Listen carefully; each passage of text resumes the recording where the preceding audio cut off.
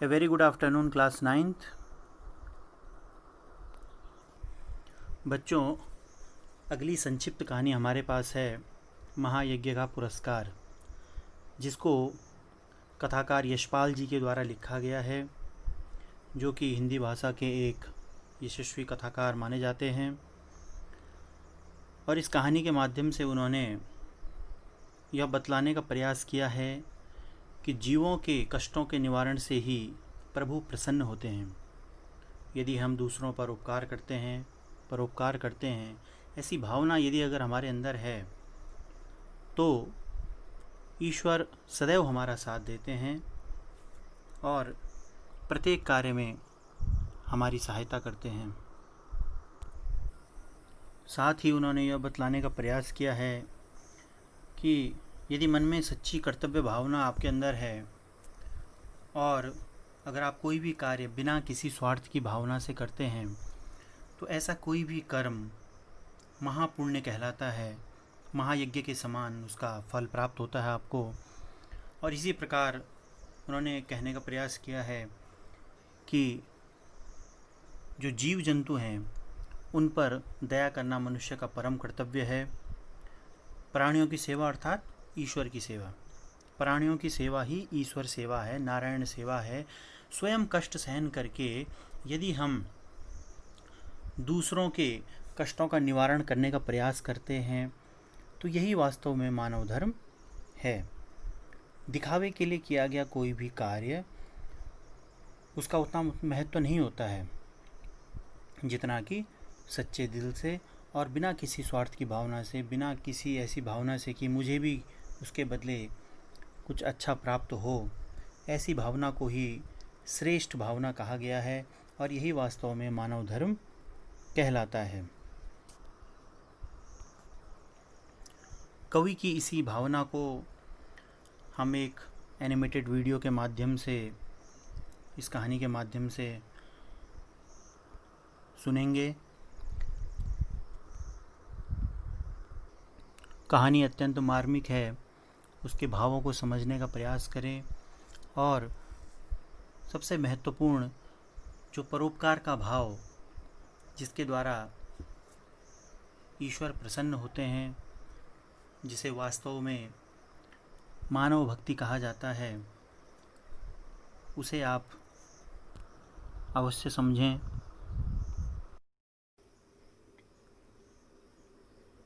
तो आइए बच्चों, अब कहानी प्रारंभ करते हैं। महायज्ञ का पुरस्कार, ईश्वर की सच्ची सेवा क्या होती है, इस कहानी के माध्यम से हम समझेंगे।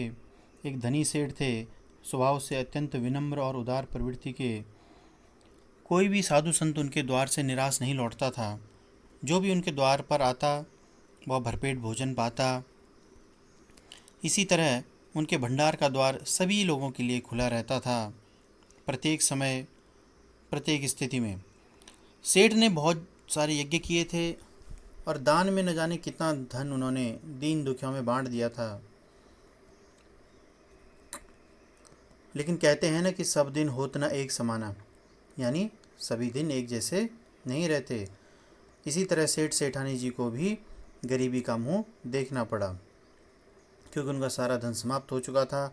इसीलिए उनके संगी साथियों ने भी उनसे मुंह फेर लिया और नौबत यहाँ तक आ गई कि सेठ और सेठानी जी भूखे मरने लगे।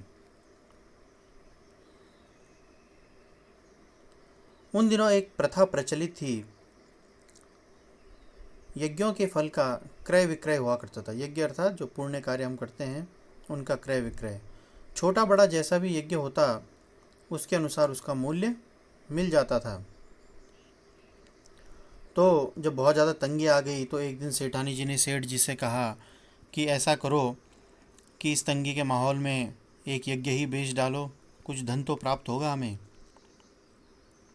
सेठ जी सुनकर पहले तो दुखी हुए, लेकिन फिर बाद में उन्होंने सोचा कि बहुत ज़्यादा तंगी है, यह विचार करके वे अपना एक यज्ञ बेचने के लिए तैयार हो गए।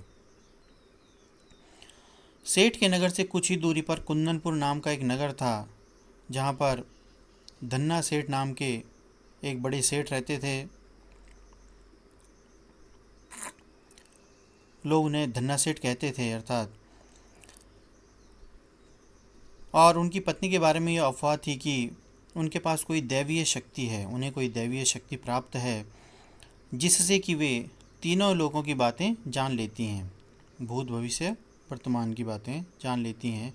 और उनके पास कोई धन की तो कमी थी नहीं, इसीलिए विपदाग्रस्त सेठ ने उन्हीं के हाथों एक यज्ञ बेचने का विचार किया। विपदाग्रस्त यानी जो विपदा से यानी आपदा से ग्रस्त हो। वहाँ जाने के लिए सेठानी जी ने जैसे तैसे पड़ोसी से थोड़ा बहुत आटा मांग के लाई और 4 रोटियां बना करके पोटली में बांध करके सेठ जी को दे दी। सेठ जी बड़े तड़के उठे, सुबह सुबह उठे और कुंदनपुर की ओर चल दिए। उन्हें लगा कि बाद में ज़्यादा धूप न हो जाए, इसलिए सूरज निकलने तक जितना रास्ता पार कर लूँ ठीक रहेगा, ऐसा सोचकर वे चल पड़े।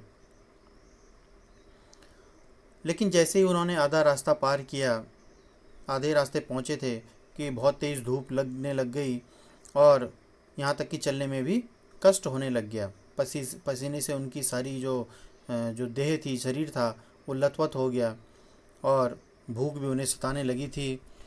इतने में उन्होंने देखा कि सामने जो है वृक्षों का एक कुंज है और कुआं भी है। तो उन्होंने सोचा कि यहाँ पर बैठ करके थोड़ा रुक करके विश्राम भी कर लिया जाए और भोजन भी हो जाएगा, भोजन और विश्राम साथ में हो जाएंगे। फिर वे उस कुंज की ओर बढ़े, वहाँ पर आसन बिछा करके और कुएं से एक लोटा पानी लेकर के उस पेड़ के नीचे भोजन करने के लिए बैठ गए। और खाने के लिए वे जैसे ही रोटी निकाल कर तोड़ने ही वाले थे कि उन्होंने देखा कि सामने पर एक कुत्ता जो है पड़ा हुआ है और वह छटपटा सा रहा है, मरियल मतलब, ठीक है, मरणासन अवस्था में। बेचारे का जो पेट है वो कमर से लगा हुआ है। सेठ को रोटी की पोटली खोलते देख करके वह बार बार गर्दन उठाता अपनी, परंतु दुर्बलता के कारण उसकी गर्दन गिर जाती थी। इतनी सामर्थ्य नहीं थी उस पर कि वह अपनी गर्दन को उठा रख पाता। यह देख करके सेठ का हृदय जो है दया से भर गया।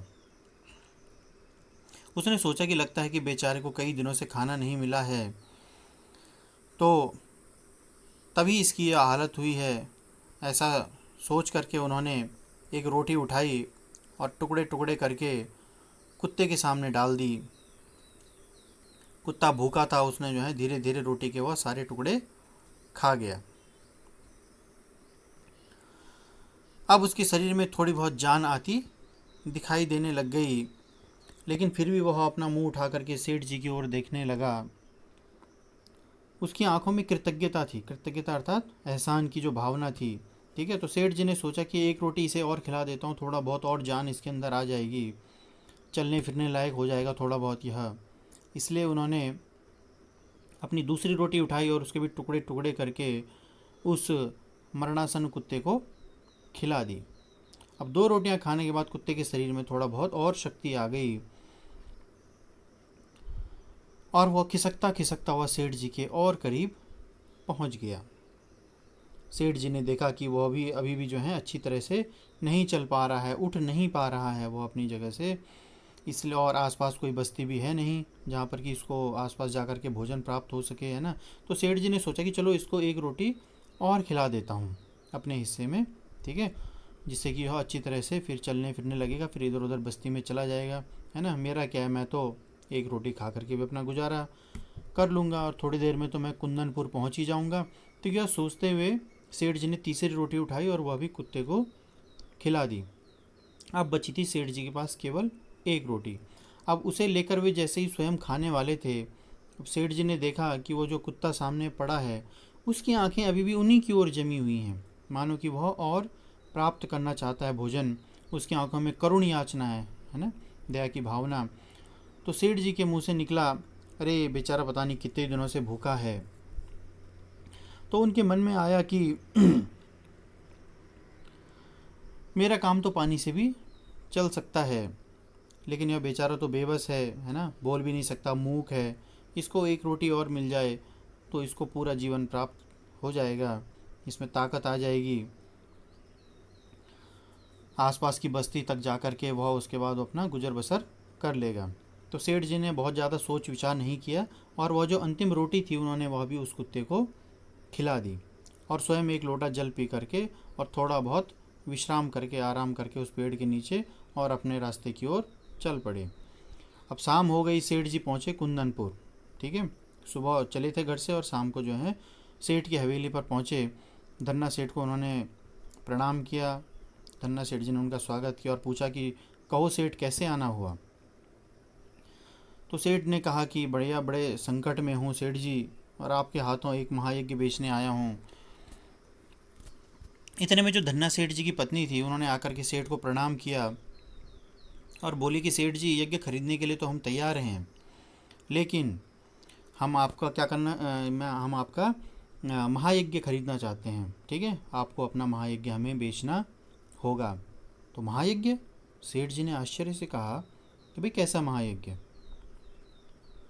हाँ, वही जो आपने आज किया है, धन्ना सेठ की पत्नी ने कहा।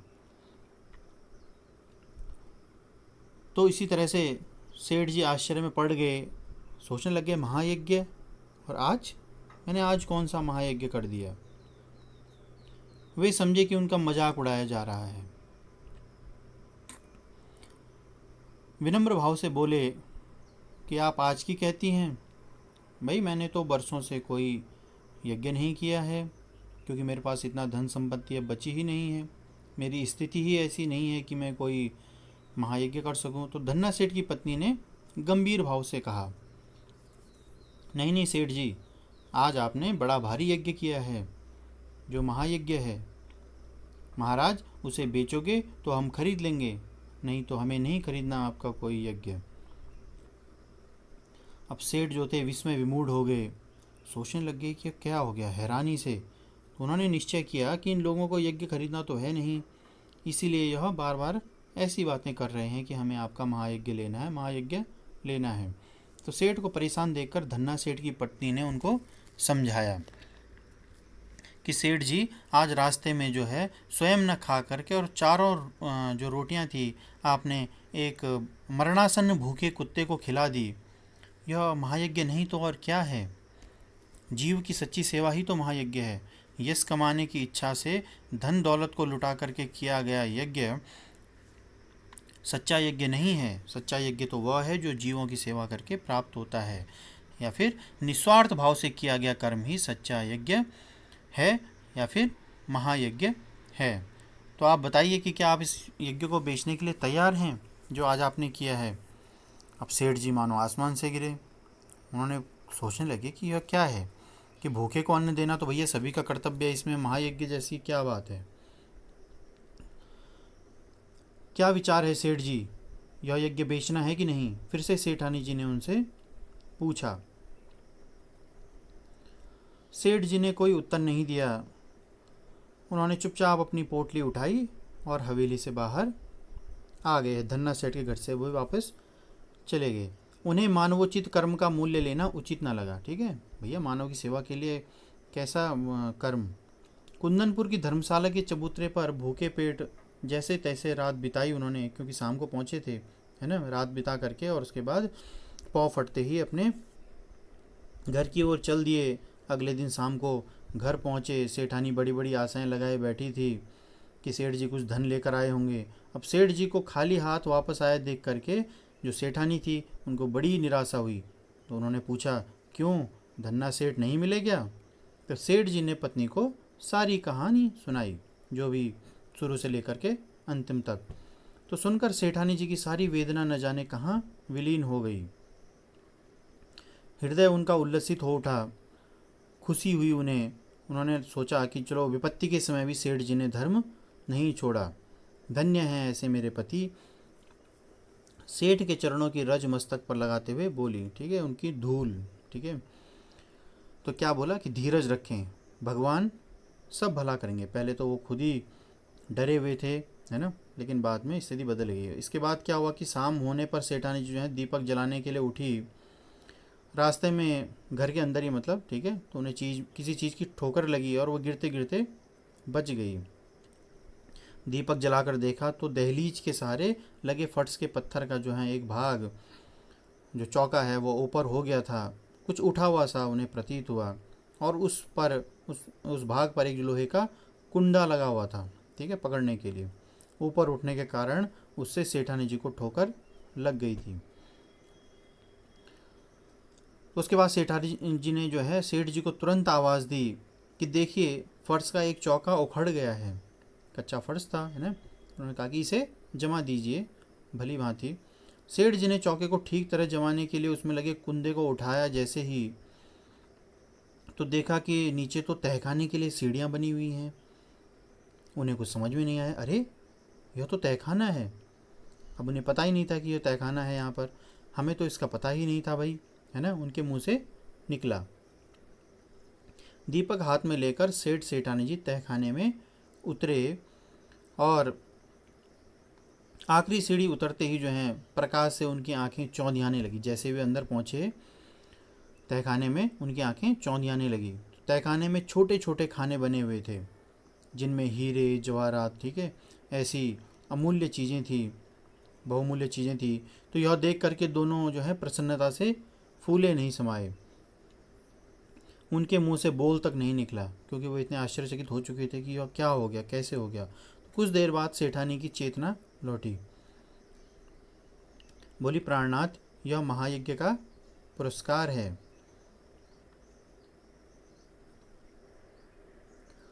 स्वयं भूखे रहकर एक प्राणी की भूख मिटाई, यह महायज्ञ नहीं तो और क्या है। धन्ना सेठ की पत्नी ठीक ही कहती थी, निस्वार्थ भाव से किया कर्म ही सच्चा यज्ञ है।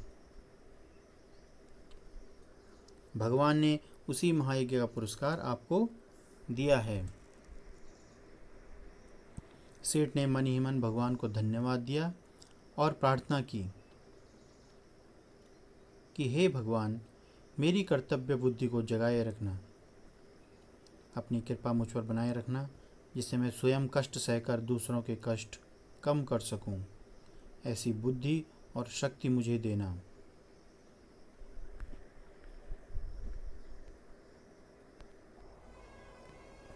तो बच्चों, इस तरह से आपने कहानी में सुना कि किस तरह से उन सेठ जी ने संकट के समय भी अपने मानव धर्म को उसको निर्वाह किया, उसका पालन किया। एक भूखा जो जानवर कुत्ता उनके सामने बैठा था, उन्होंने उसको अपना पूरा भोजन प्रदान कर दिया जबकि वे भी स्वयं भूखे थे। अपनी चिंता न करते हुए उन्होंने उस कुत्ते के प्राणों की रक्षा की, सारी रोटियां उसको दे दी, स्वयं भूखे रहे। और इसी तरह से उसके बाद जब सेठानी के द्वारा यह कहा गया कि आपने जो आज महायज्ञ किया है उस महायज्ञ को आप हमें बेच दो, तो उन्हें यह लगा कि मानव की सेवा के लिए जो किया गया कर्म, यह भी कोई महायज्ञ है क्या? नहीं, यह तो हमारा क्या है, धर्म है, मैं इसका मूल्य नहीं ले सकता। ऐसी अवधारणा से उन्होंने उस यज्ञ को बेचने से मना कर दिया। लेकिन ईश्वर तो सभी कुछ देख रहा है ना। हम चाहे भले कर्म करें या फिर बुरे कर्म, प्रत्येक रूप में हम ईश्वर की नज़र में हैं और वक्त आने पर हमारे सभी अच्छे और बुरे कार्यों का हमें फल ज़रूर मिलता है। जिस प्रकार अच्छे कार्यों के लिए हमें हमारा जो कर्म किया गया है उसके लिए हमें हमारा उस तरह का फल मिलेगा, और इसी तरह से अगर हम बुरे कार्य करते हैं तो हमें कभी न कभी किसी न किसी रूप में उस बुरे फल का प्रभाव अवश्य ही सहना पड़ेगा। तो इस कहानी से बच्चों यही शिक्षा मिलती है कि सच्ची लगन से और बिना किसी स्वार्थ की भावना से हमें दूसरों की सेवा करनी चाहिए। यह बहुत बड़ा पुण्य का कार्य है और इसी से ईश्वर प्रसन्न होते हैं। हमेशा जीवों पर दया करो, यही हमारा क्या है, धर्म है। यह हमारा परम कर्तव्य है मानव का, क्योंकि प्राणियों की सच्ची सेवा ही ईश्वर की सेवा होती है। इस कहानी का यही संदेश है। स्वयं कष्ट सहते हुए और दूसरों के कष्टों का निवारण करना, यह मानव धर्म की सबसे बड़ी परिभाषा है ना। और दिखावे के लिए जो भी हम अगर कोई कार्य करते हैं, चाहे कोई परोपकार का कार्य हो, चाहे दूसरे की सहायता हो, तो ऐसे कार्य का हमें फल प्राप्त नहीं होता है या फिर बहुत कम फल प्राप्त होता है। इसलिए जब भी कोई कार्य करो तो निस्वार्थ भाव से और सच्ची लगन से, है ना, ताकि ईश्वर हमें हमेशा सही मार्ग दिखाए और हमेशा हमारी सहायता करे। तो बच्चों, आज के लिए बस इतना ही। आप लोग इस कहानी को भली भांति अभ्यास पुस्तिका से और जो पाठ्य पुस्तक टेक्स्ट बुक है उससे भी देखें, पढ़ें उसको एक बार, उसके भाव को समझें। कल से हम इस पाठ के प्रश्नोत्तर प्रारंभ करेंगे। धन्यवाद।